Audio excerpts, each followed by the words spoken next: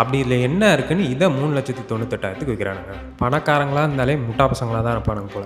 இங்கே மாற வேண்டியது பிராண்டோ செலிபிரிட்டிஸோ இல்லை, நம்ம தான்.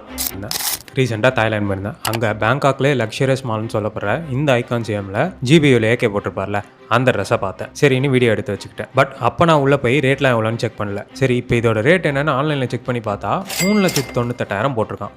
அப்படி 4 லட்ச ரூபாய்க்கு இதில் என்ன இருக்குது?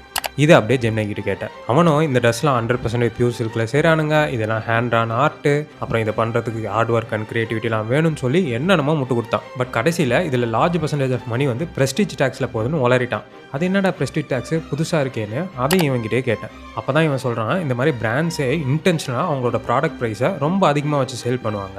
ஸோ தட் இதை எல்லாராலையும் ஈஸியாக வாங்கிட முடியாது. அண்ட் இதை வாங்குறவங்க கண்டிப்பாக பணக்காரங்களாக மட்டும்தான் இருக்க முடியுன்ற மாதிரி ஒரு மைண்ட் செட்டை கிரியேட் பண்ணி நம்மள ட்ராப்குள்ளே வைக்கிறான்னு. அப்போ தான் எனக்கு புரிஞ்சுது, இங்கே நிறைய பணக்காரன்னு சொல்லப்படுற சோகால் முட்டா பசங்க இருக்காங்கன்னு.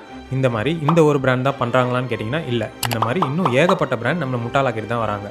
இதில் என்ன ப்ரோ தப்பு இருக்குது? இது அவங்க பிராண்டு, அவங்க ஒரு ஸ்ட்ராட்டஜி யூஸ் பண்ணுறாங்க, பிடிச்சவங்க வாங்கிக்க போகிறாங்கன்னீங்கன்னா அதுவும் கரெக்ட் தான். பட் இங்கே என்ன தப்பாக இருக்குன்னா மார்க்கெட்டிங் தான். யோசிச்சு பாருங்களேன், இந்த ஷர்ட்டை அஜித் சார் மட்டும் போடாமல் இருந்தால் இப்படி ஒரு பிராண்ட் இருக்குன்னு எனக்கு தெரிஞ்சிருக்கவே இருக்காது. அண்ட் இதை பற்றி நான் சர்ச் பண்ணியும் இருக்க மாட்டேன். சப்போஸ் என்ன மாதிரி இன்னொருத்தர் இதை சர்ச் பண்ணி ஓகே இப்போ இந்த ஷர்ட் வாங்கினா நம்மளும் பணக்காரன்ற ஸ்டேட்டஸில் வந்துடலாம் அப்படின்னு நினச்சாலே அது ரொம்பவே தப்பான விஷயம். இந்த மாதிரி நிறைய செலிபிரிட்டிஸை வச்சு ஏகப்பட்ட பிராண்ட்ஸ் அவங்க ப்ராடக்ட்டை மார்க்கெட்டிங் பண்ணிட்டு தான் வராங்க. அண்ட் நம்மளும் அதை வாங்கினா கெத்துன்னு சொல்லி வாங்கி முட்டாளாயிட்டு தான் வரும். இது ஆக்டர்ஸோ செலிபிரிட்டிஸோ பண்ணுற தப்பான்னு கேட்டிங்கன்னா அதுவும் இல்லை.